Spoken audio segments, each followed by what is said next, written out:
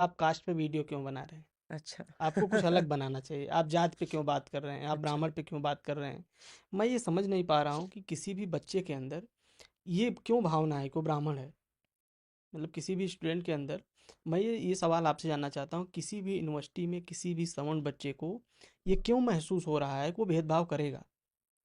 अगर कोई मान लीजिए बिल आ रहा है, जैसे एक तर्क वो लोग दे रहे हैं कि इस देश में SC ST एक्ट का दुरुपयोग होता है, इसी तरह UGC बिल का भी ज़रूर। जो दुरुपयोग होगा, जो रेगुलेशन आया अभी लागू भी नहीं है, हुँ। उस रेगुलेशन का दुरुपयोग विश्वविद्यालय के अंदर लोग करेंगे और ब्राह्मण बच्चों को, सवर्ण बच्चों को ज़बरदस्ती उसमें फंसाया जाएगा।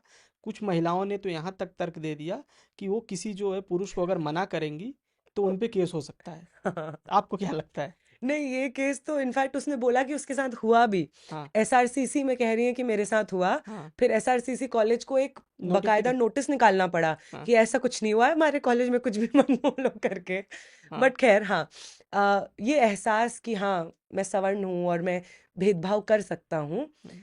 एक्चुअली जिनको ये लगता है उनको भेदभाव भेदभाव नहीं लगता है। हम्म। उन्हें ऐसा लगता है कि ऐसा तो बोला जा सकता है, हम्म। ये तो किया जा सकता है, क्योंकि आपका अपने प्रति एक्सेप्टेंस, अब हम सब इस जीवन को जी रहे हैं। ठीक है। इस जीवन को जीते रहने के लिए ये बहुत ज़रूरी है कि हम अपनी आंखों में अच्छे बने रहें हम्म। या अपने आंखों में इज्जतदार बने रहें। हम्म।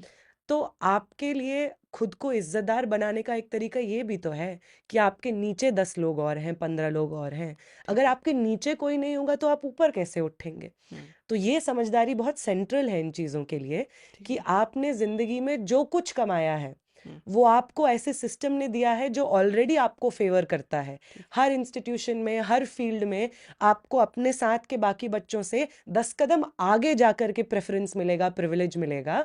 ये चीज़ आपके लिए एक्सेप्ट करना एक बहुत बड़ी दिक्कत की बात हो जाएगी। ठीक है। अपने ज़िंदगी को जीते रहने में आपको शायद परेशानी महसूस हो जाएगी। हम्म। इसीलिए आपका ये सोचना कि मेरे क्लास में जो बच्चा आता है, अगर मुझे पता लग गया कि वो रिजर्व्ड हम्म। कैटेगरी का बच्चा है, हम्म। तो ये बोल दूंगा मैं कि अरे, अरे पढ़ता थोड़ी है, इसको आता थोड़ी होगा। हम्म। इसीलिए तो मतलब जेएनयू में मैं पढ़ती हूँ, वहाँ पे हमारे पूर्व अध्यक्ष, जेएनयूएसयू के प्रेसिडेंट, हम्म। इलेक्टेड प्रेसिडेंट 9,000 स्टूडेंट्स के, हम्म। उनको एबीवीपी और उनके साथ की भीड़ घेर करके बोलती है कि इसका मेरिट नहीं है, ये रिजर्वेशन से आया है। हम्म। इसीलिए तो इतना आप आसान हो धनंजय जी की जाता बात है। कर रहे हैं या नीतीश नीतीश? की बात कर रही नीतीश। हूँ मैं, हाँ। उनके साथ मारपीट भी हुई। मारपीट हुई उनके साथ में, वो इलेक्टेड प्रेसिडेंट हैं हम्म। 9,000 स्टूडेंट्स के। तो मैं नीतीश नीतीश यादव हैं जो मैं हम्म। जानता हूँ।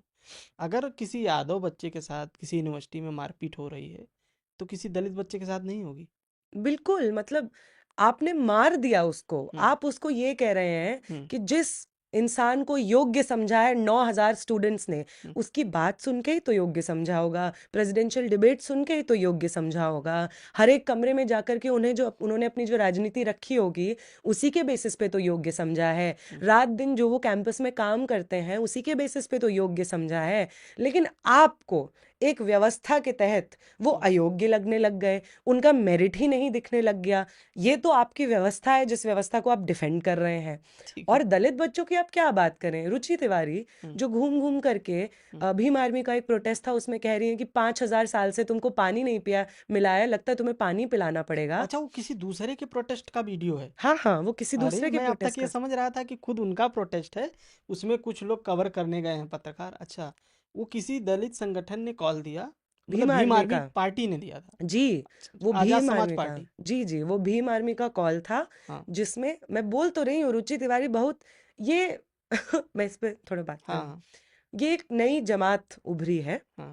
जो खुद को पत्रकार कहने लगी है। ठीक है। 400 रुपये, 500 रुपये का माइक ये खरीद लेती है हम्म। और जहां पे यूजीसी को लेकर के प्रोटेस्ट हो रहे हैं, हम्म। वहां पे पहुंच जाती है। ठीक है। अब इसमें पहली नोट करने वाली बात ये है हम्म। कि जब यूजीसी के विरोध में ये लोग प्रोटेस्ट कर रहे थे, हम्म। 2-3 दिन का तमाशा जो सड़कों पे इन्होंने लगाया, जिसमें हिंदू हृदय सम्राट का भी जाति बता दिया इन्होंने, हम्म। उन प्रोटेस्ट्स में हम्म। मेघा लवरिया भी शामिल थी। अच्छा। हाँ, बिल्कुल, वो शामिल हैं, उसके वीडियोज़ भी उन्होंने डाले हैं। मुझे हम्म। अभी पता चल रहा है ये सब चीज़ें। हम्म। तो वो उसमें शामिल हैं। आप एक इंसिडेंट दिखा दीजिए, देश भर में प्रोटेस्ट किए इन लोगों ने। हम्म। एक इंसिडेंट दिखा दीजिए कि हम में से कोई इंसान इनके प्रोटेस्ट में गया हो और इस तरीके की बदतमीज़ी की हो, हम्म। पत्थर मारा हो, हम्म। गाली दी हो, हम्म। पानी फेंका हो।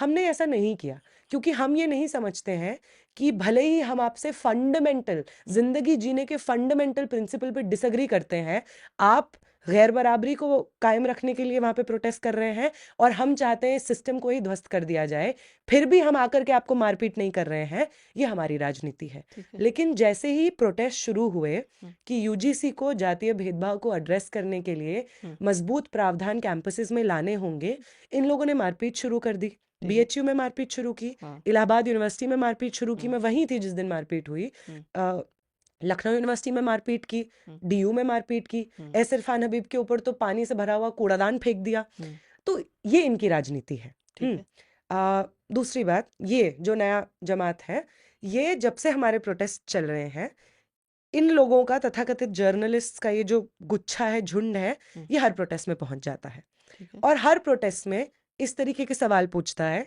जिसका एग्जाम्पल मैंने दिया कि 5,000 साल से तुम्हें पानी नहीं मिला है, पानी पिलाना पड़ेगा लगता है, हम्म, तुम तो अंग्रेजी बोल रहे हो, आरक्षण छोड़ दो ना, हम्म, तुमने तो अच्छा कपड़ा पहना हुआ है, आरक्षण छोड़ दो ना, आरक्षण क्यों मांग रहे हो। हम्म, इस तरीके की बातें वो बोलती हैं। हम्म, पानी नहीं पिया है। हम्म, इंद्र मेघवाल, जालौर, राजस्थान के जालौर डिस्ट्रिक्ट में एक बच्चा था हम्म, जिसको यही पानी पीने के लिए उसके तथाकथित अपर कास्ट प्रोफेसर ने पीट पीट करके जान से मार दिया। तो जब आप ये कह रही हैं कि पानी नहीं मिला, हम्म, वो कोई इनोसेंट बात नहीं है। हम्म, आप इंद्र मेघवाल की मौत का मजाक उड़ा रही हैं, ठीक है। उन तमाम लोगों की मौत का मजाक उड़ा रही हैं जिनको इसी तरीके से कोई कॉमन मटका छूने के लिए, पानी का कोई कुआं छूने के लिए इस तरीके से मार दिया जाता है। ये आपकी राजनीति है और आप इस तरीके की ही बातें करती हैं। इस वजह से आपको इस समाज में जो एक कॉमन सेंस है, जातिवादी कॉमन सेंस है, हम्म, वो सिस्टम आपको सपोर्ट करता है। ठीक है। आप सडनली बेचारी ब्राह्मण पत्रकार बन जाती हैं। हम्म, ब्राह्मणों को बेचारा बनाना बहुत ज़रूरी है, क्योंकि समाज का 80 से ज़्यादा % हिस्सा जानता है कि बेचारा कौन नहीं है।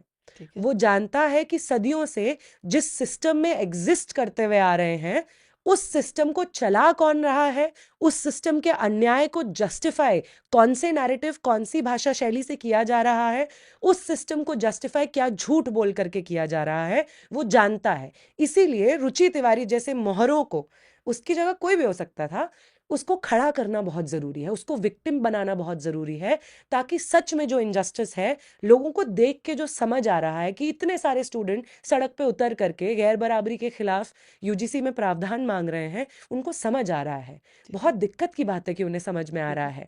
तो एक ब्राह्मण को बेचारा बनाना इनके लिए बहुत ज़रूरी बन गया था, इसीलिए रुचि तिवारी बेचारी ब्राह्मण बनती है और justice for Ruchi Tiwari circulate होता है। रुचि तिवारी ने एक वीडियो जारी किया है हम्म, जिसमें वो रो रही हैं हम्म, कि उनको रेप के थ्रेट दिए जा रहे हैं, उनको गालियां दी जा रही हैं, उनको अपमानित किया जा रहा है, उनका जीना मुश्किल कर दिया गया है, उनके ऊपर केस कर दिया गया है।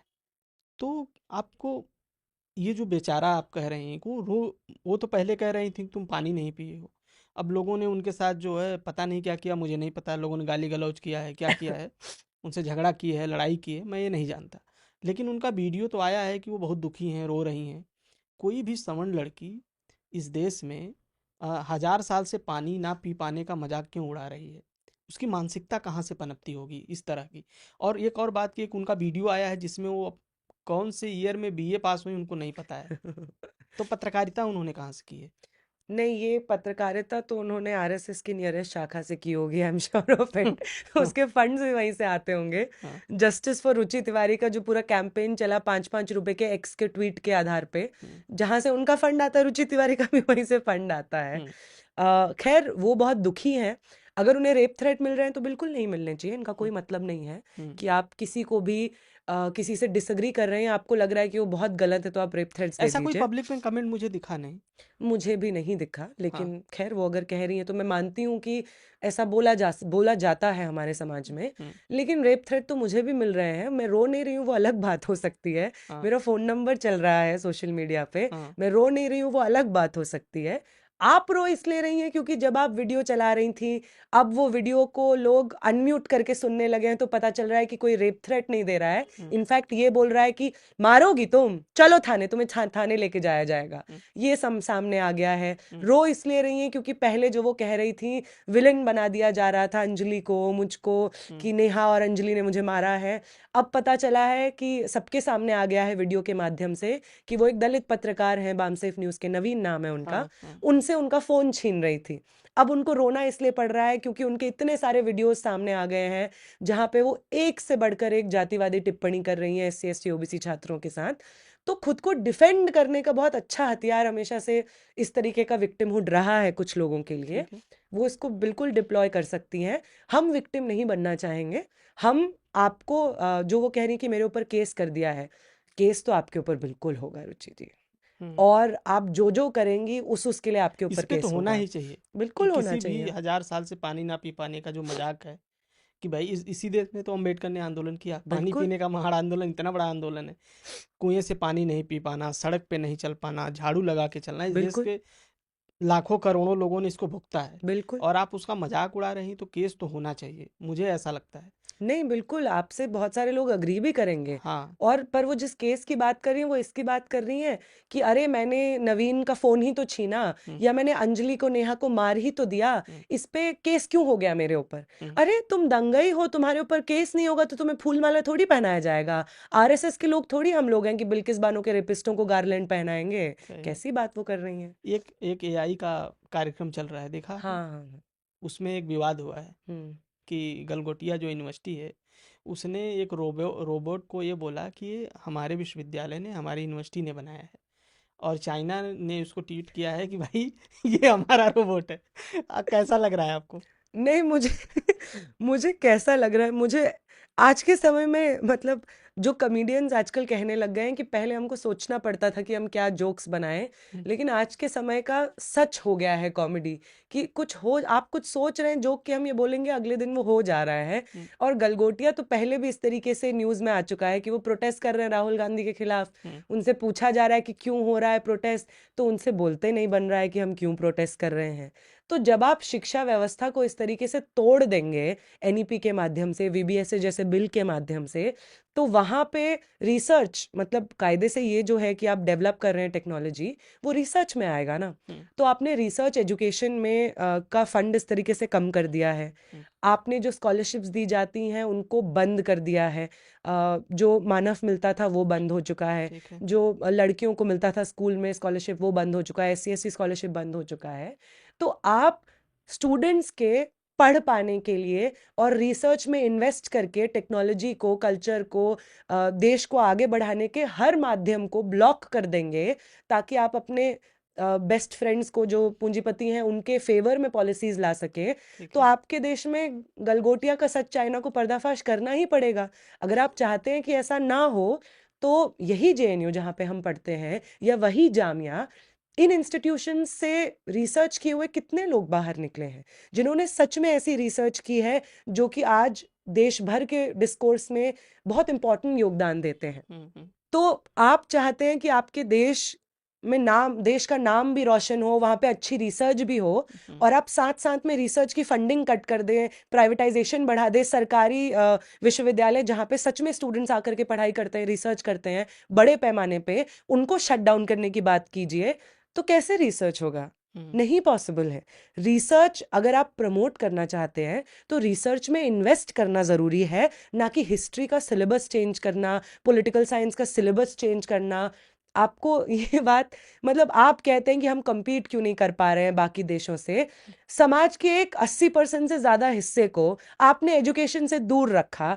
उस हिस्से को आपने हमेशा चाहा कि वो आपकी सेवा में लिप्त रहे, आपके नीचे काम करे, और फिर आपको रोना रोना है कि बताइए रिसर्च में हमारा देश आगे क्यों नहीं आ रहा है। पढ़ने तो दीजिए आप स्टूडेंट्स को, रिसर्च एजुकेशन में पहुंचने तो दीजिए, स्कॉलरशिप्स तो दीजिए, तब जाके रिसर्च कोई करेगा।